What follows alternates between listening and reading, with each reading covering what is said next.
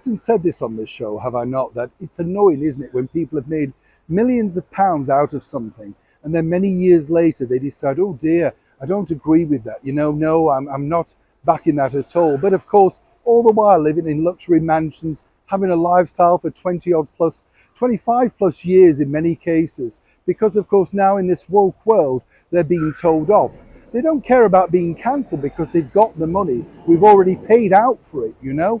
Now, the latest person to do this, which I find incredible when you think, is a man that's enjoyed a very successful, stellar film career. None other than Richard Curtis. He is the man, of course, who gave us so many good films, Love Actually, Notting Hill, all of that sort of thing, which were perennial British comedies that people have truly loved. And when you think about it, including, of course, Renée Zellweger as Bridget Jones, people find these particular comedies relatable. But now apparently after having a telling off from his daughter at a literary festival, all the while she's plugging something and more importantly is trying to get her own career going, seemingly he's now feeling very trite and wants to say sorry. As ever, let me explain.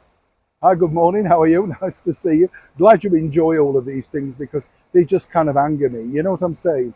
I do come away thinking to myself, look, if you looked at things, it's a bit like pictures, isn't it? When you dig out a picture from your photo gallery, you know what it's like, and say you thought, wow, you look the height of cool in 1977, and then you're kind of thinking, who thought that was a good idea? Flares and an orange tank top. You know what I'm saying? We all look back and think it was the wrong thing, the wrong look, the wrong time. That's the same thing, if you like, with movies. I mean, movies are made in the moment, and that's why they have these particular things at the front saying, you know, certain racial discriminations, etc. But now, as I say, the super producer, Richard Curtis, has come out and basically said that he wouldn't use any of those jokes, you know, calling people chubby or fat or something like that. The whole point of Bridget Jones was the fact that she was a great character, a wonderful personality, brilliantly played by Renée Zellweger on the screen. But the joke truly was that she was a fat lass that couldn't get a fella. And she was lusting after the fact that she liked the very dapper, rather slim at the time, Hugh Grant. Now, Renée Zellweger has no problem in portraying these particular characters. But as she's pointed out, times move along, and of course there's certain things you can't get away with.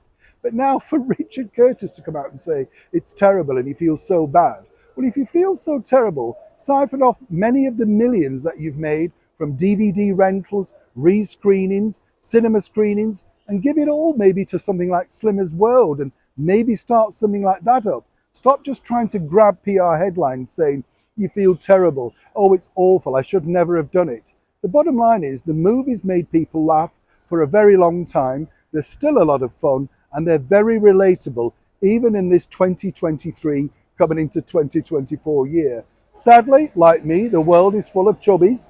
And of course, you know, it doesn't matter whether you're mega slim also. But the bottom line is, are you going to take the fun away from every single thing? Will we ever be able to laugh at anything anymore?